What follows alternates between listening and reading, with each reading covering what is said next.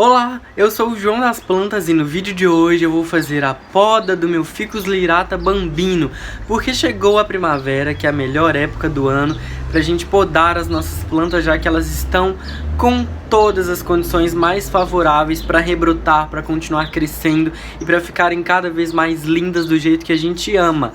Então acompanha o conteúdo de hoje comigo. Se você chegou aqui no canal por esse vídeo e ainda não é inscrito ou inscrito aqui, se inscreva, ative o sininho para você sempre receber as notificações de todos os vídeos novos aqui do canal. Se você gostar do conteúdo de hoje, comenta, me conta o que você achou, curta o vídeo. Olha só esse Ficus lyrata bambino topeado com esse formato de arvorezinha.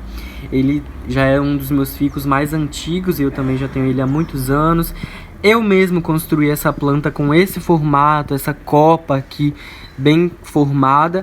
E é uma planta que, para ter esse formato, realmente precisa passar por muitas podas. Atualmente ele tem esse formato, essa quantidade de aproximadamente... Aqui ó, ele tem 5 galhos maiores e tem um menor aqui, tem outro menor aqui também.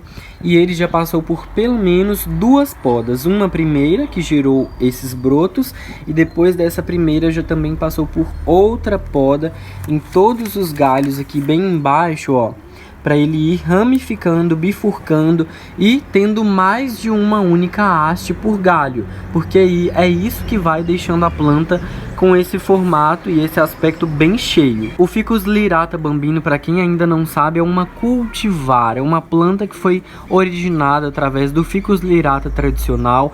Esse aqui possui as folhas menores, mais compactas, nervuras também menores, e os entrenós, a distância de uma folha entre outra é bem curtinha em comparação com o Ficus lyrata tradicional também. Então essa aqui é uma planta bem mais compacta, bem bonita e muito boa para ser cultivada em ambientes menores, né, em locais mais compactos também. Ele tem esse formato, esse aspecto bem bonito também, verdinho, né, de uma árvore dentro de casa e em vasos.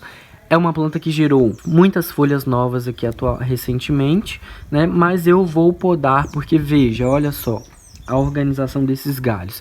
Eles cresceram muito, estão muito compridos, então eles ficam também balançando. Não é um problema, é só uma questão de gosto mesmo, de estética, porque quanto mais a gente vai podando, mais a gente vai organizando o formato da copa da planta. Então agora chegou a hora de podar essa planta para deixar ela cada vez mais linda. Então vem comigo acompanhar isso. Para fazer a poda de qualquer tipo de ficus, você vai escolher de acordo com o seu desejo.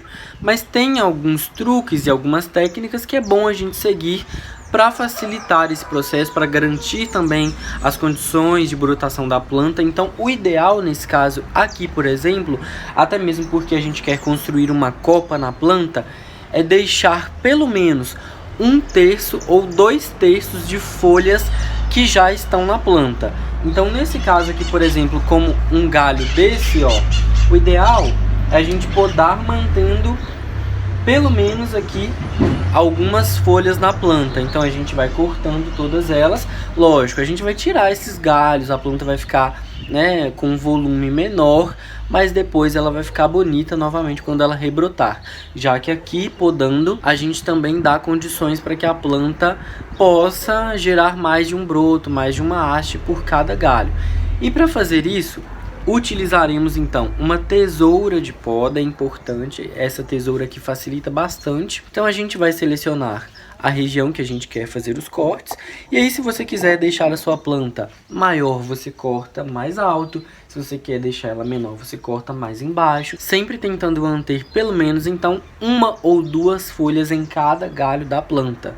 Ou se a sua planta só tem uma única haste, você pode manter 3 folhas nela, que já tá bom, caso você queira podar bem mais embaixo. Quanto mais folhas você deixar, melhor, porque aí a planta vai realizar mais fotossíntese e vai brotar até mais rápido. Então vamos lá.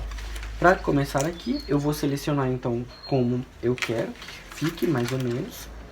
E aí a gente vem aqui, ó, calcula também, organiza direitinho e faz a poda, cortando na diagonal.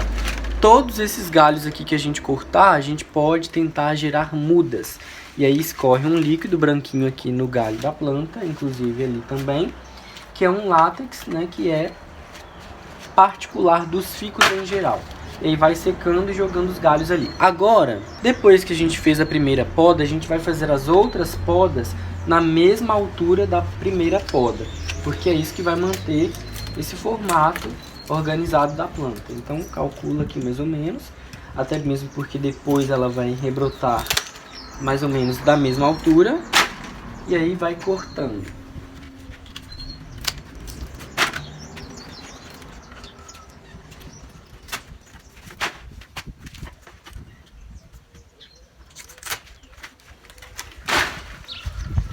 E aí depois que você corta, você vai secando o líquido. Não tem problema se esse líquido aqui pingar ou escorrer, né, principalmente no chão, mas ele pode grudar na sua cerâmica, no seu piso, por exemplo, já que é uma borrachinha, né? E também é bom evitar ter contato desse líquido com nós, seres humanos, com as nossas mucosas ou mesmo em animais de estimação, porque ele pode ser alergênico. Olha como ficou essa planta após a poda. Gente, eu sei, não fica bonito de início, realmente dá pra ver que a planta passou por um procedimento, mas quando ela brotar vai ficar linda, incrível, bem mais bonito do que estava anteriormente, por sinal. E aí você não precisa colocar canela em pó ou própolis aqui, porque esse líquido já atua como cicatrizante natural, é a própria defesa da planta. Só se atenta para cortar todos os galhos mais ou menos da mesma altura, porque quando ela for rebrotando, eles também crescerão de maneira até proporcional. Com o remanescente da poda, com os galhos que sobraram, você pode fazer novas mudas. O importante aqui é só fracionar, ou seja, cortar pedaços menores, deixando então estaquinhas para fazer as mudas. Eu vou fazer uma aqui para você ver como funciona. Para fazer as mudas de ficus, é ideal que você então fracione pedaços menores do caule da planta, para que isso tenha mais facilidade para que o processo dê certo. Colocar um galho como esse inteiro assim dentro do substrato, a chance de dar certo é muito pequena, é muito pouco provável, porque essa quantidade de folhas aqui vai desidratar com facilidade, a planta vai murchar toda, essas folhas vão ser eliminadas possivelmente, e aí não vai dar certo. O ideal realmente é cortar em pedaços menores, de aproximadamente 15 a 20 centímetros. Então a gente seleciona, dá para fazer tanto com a ponteira quanto com as partes intermediárias, e aí você corta e vai tirando as folhas.